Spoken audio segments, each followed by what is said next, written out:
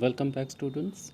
Today we will be discussing a couple of topics related to circular motion. We shall begin our discussion with the topic of angular displacement. For this, let us consider an object moving along a circular path of radius r in a certain direction in the plane of paper with center at O.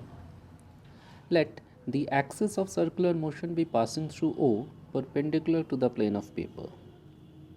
Let the position of the object change from A to B in time t, where angle BOA, angle BOA, that is equal to theta. Therefore, during time interval t, the radius vector traces out an angle theta at the axis of the circular path. Here, theta is known as angular displacement of the object in time t. So we can define angular displacement of the object moving around a circular path is defined as the angle traced out by the radius vector at the axis of the circular path in a given time. Now we know that angle is equal to arc by radius. So we can write down theta to be equal to, the arc is actually AB, so AB by r, if r is the radius. The angle theta represents the magnitude of angular displacement and is expressed in radians. Angular displacement is a vector quantity provided theta is small, because the commutative law of vector addition for large angles is not valid, whereas for small angles the law is valid. Its direction depends upon the sense of rotation of the object and can be given by right-hand rule, which states that if the curvature of the fingers of right hand represents the sense of rotation of the object, then the thumb held perpendicular to the curvature of the fingers represents the direction of angular displacement vector. Angular velocity. Angular velocity of an object in circular motion is defined as the time rate of change of its angular displacement. It is denoted by omega and is measured in radians per second. Now its dimensional formula is m to the power 0, L to the power 0 and t to the power minus 1.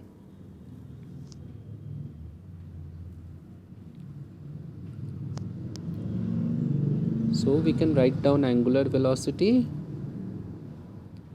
For this, consider a point object moving along a circular path with center, that is axis of rotation, at O.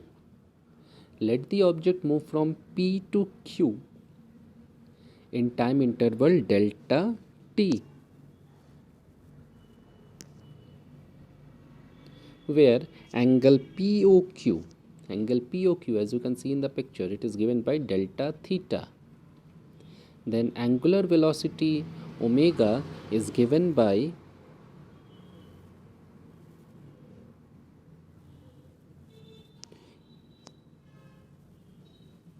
angle traced by time taken, that is equal to limit delta t tending to 0, delta theta by delta t, and that is equal to d theta by dt. Angular velocity is a vector quantity. Its direction is the same as that of delta theta. Now, for anti-clockwise rotation of the point object on the circular path, the direction of omega according to right hand rule is along the axis of circular path directed upwards. For clockwise rotation of the point object on the circular path, the direction of omega is along the axis of circular path directed downwards. It is important that nothing actually moves in the direction of angular velocity vector omega. The direction of omega simply represents that the rotational motion is taking place in a plane perpendicular to it. Coming to the next topic of discussion, that is circular motion. We have already studied about angular displacement and angular velocity. So whenever an object is moving in a circular path, then that motion is referred to as circular motion. Now, depending upon the values of certain physical quantities, we can specifically say what type of circular motion it is undergoing, and actually we shall be discussing about uniform circular motion. So when a point object is moving on a circular path with a constant speed, that is, it covers equal distances on the circumference of the circle in equal intervals of time, then the motion of the object is said to be a uniform circular motion. In uniform circular motion, the velocity of the object, represented by the tangent to the circular path at a given instant, is changing its direction continuously. Hence, it is a case of uniformly accelerated motion. In circular motion, the time period is defined as the time taken by the object to complete one revolution on its circular path. It is expressed in seconds. In circular motion, the frequency is defined as the number of revolutions completed by the object on its circular path in a unit time. It is denoted by nu and is expressed in hertz.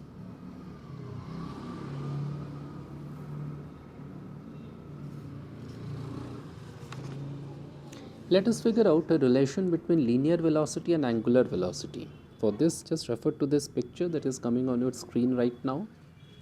Consider a point object moving with a uniform angular velocity omega and linear speed v on a circular path of radius r with center at O.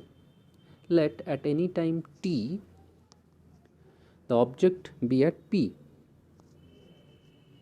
as you can see in the picture, where OP vector is equal to R,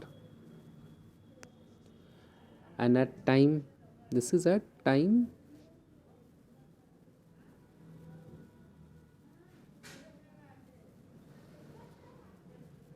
t, and at time t plus delta t, the object is at Q,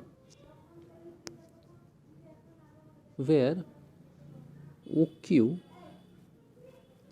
is written as R plus delta R, and angle POQ is equal to delta theta. It means an object describes an arc PQ of length delta L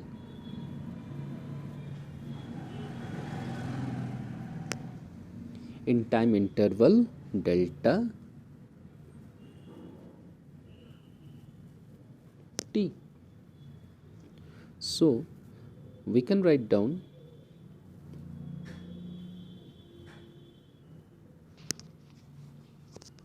V equal to delta L by delta t, or delta L is equal to V delta t, omega is equal to delta theta by delta t, or delta theta is equal to omega delta t. Since angle is equal to arc by radius. So we can write down delta theta equal to delta L by R, or omega delta T equal to V delta T by R. So in this way we can cancel out delta T from both the sides and we get V equal to omega into R.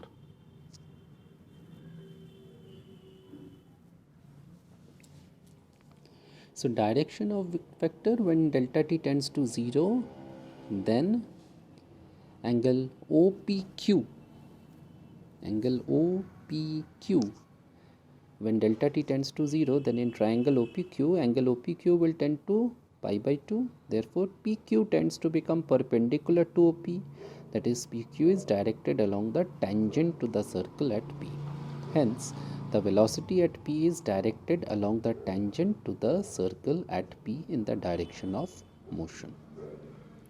In vector notation, we can write down V to be equal to omega cross R. Angular acceleration. Angular acceleration of an object in circular motion is defined as the time rate of change of its angular velocity. It is denoted by alpha. So let delta omega be the change in angular velocity of the object in time interval t, and t plus delta t while moving on a circular path. Then angular acceleration of the object is given by alpha equal to limit delta t tending to 0 delta omega by delta t, that is equal to d omega by dt. SI unit of angular acceleration is radian per second square, and its dimensional formula is given by m to the power 0, L to the power 0, t to the power minus 2.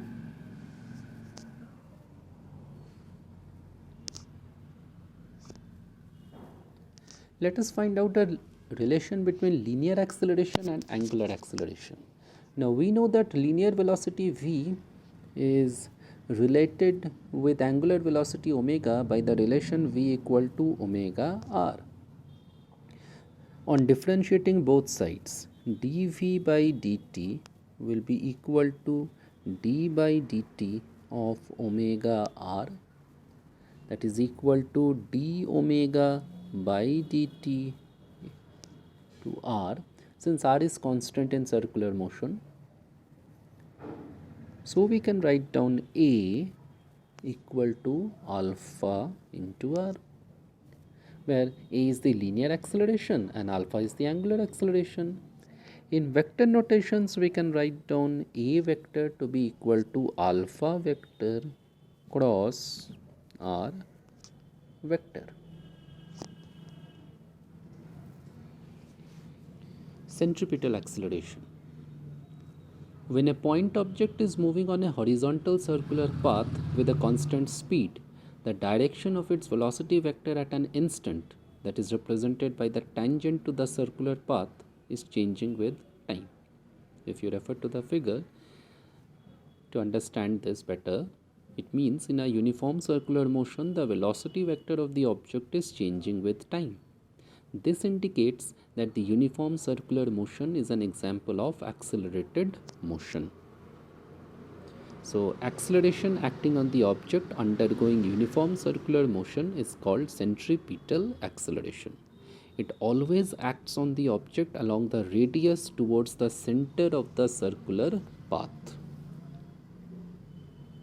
So our next objective is to find out an expression for centripetal acceleration, and we shall be obtaining it as to be equal to v square by r. This is one method of finding out an expression for centripetal acceleration. Let us understand it in a bit more detail. For that, refer to this picture. Consider a particle of mass m moving with a constant speed v and uniform angular velocity omega around a circular path of radius r with center at O. Let at any time the particle be at P, where OP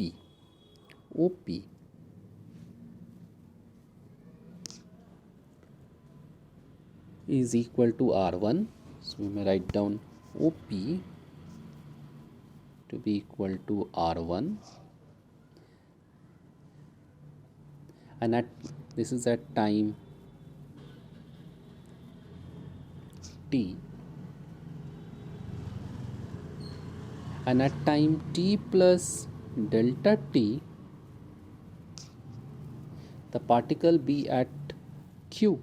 As you can see in the picture, the particle is at Q. So OQ is equal to R2, angle POQ is equal to delta theta. So from the diagram itself you can understand that the magnitudes of R1 and R2 vectors should be equal to the radius of the circle. So we can write down R1 mod, that is equal to mod of R2. The magnitudes are equal to the radius, that is R.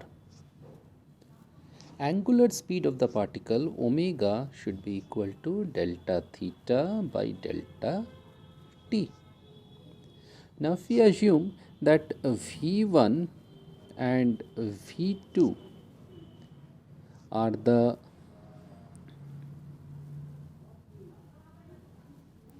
velocity vectors of the particle at P and Q respectively.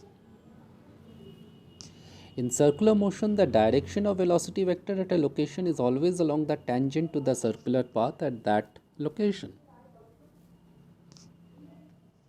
Hence, V1 vector and V2 vector can be represented in magnitude and direction by the tangents PA and QB vector respectively, as you can see in the picture. Since the particle is moving with the uniform speed v, the length of the tangents at P and Q are equal. So, we can write down PA to be equal to QB, and that is equal to the velocity. To find the change in velocity in time interval t and t plus delta t, take an external point P dash. Now for this you need to refer to the second picture, that is B. To find the change in velocity in time interval t and t plus delta t, take an external point P dash. Draw P dash A dash, P dash A dash and P dash B dash representing the velocity vectors V1 and V2. So you can see from the picture clearly angle A dash P dash B dash, angle A dash P dash B dash is equal to delta theta. So now we may use this picture and apply the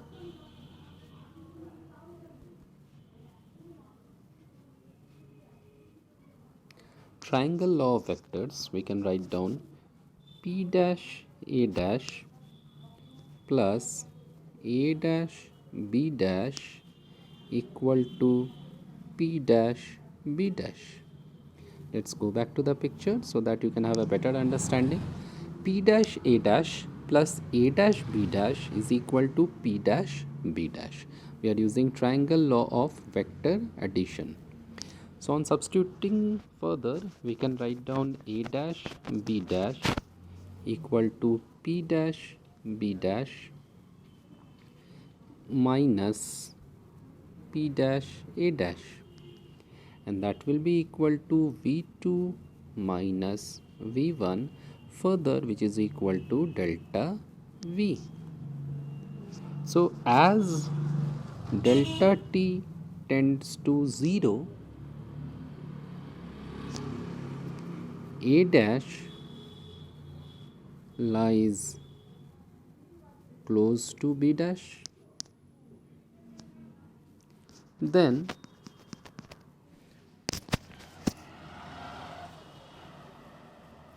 a dash b dash can be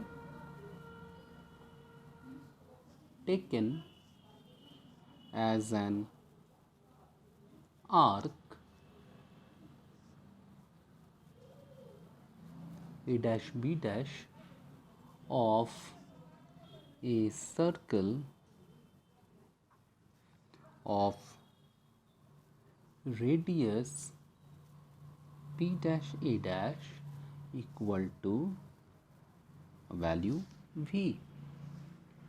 So we can write down delta theta equal to a dash b dash by p dash a dash, that is equal to delta v divided by v, or omega delta t is equal to delta v divided by v, or we can write down delta v by delta t equal to v omega. This is further equal to omega r into omega, that is equal to omega square r. When delta t tends to 0, then delta v by delta t represents the magnitude of centripetal acceleration at p, which is given by a equal to delta v by delta t, that is equal to omega square r, which is further equal to v by r whole square into r, this is equal to v square by r. So centripetal acceleration is equal to omega square r or v square by r. It is always the direction of centripetal acceleration, in order to find out, it is always the same as that of delta v. When delta t decreases, delta theta also decreases, due to which delta v becomes more and more perpendicular to v. When delta t tends to 0, delta v becomes perpendicular to the velocity vector. As the velocity vector of the particle at an instant acts along the tangent to the circular path, therefore delta v, and hence the centripetal acceleration vector acts along the radius of the circular path at that point and is directed towards the center of the circular path. In fact, the word centripetal is used because it means something which seeks the center. Centripetal means looking for the center. So the direction of centripetal acceleration is always towards the along the direction of delta v. So it acts along the radius of the circular path at that point and is directed towards the center of the circular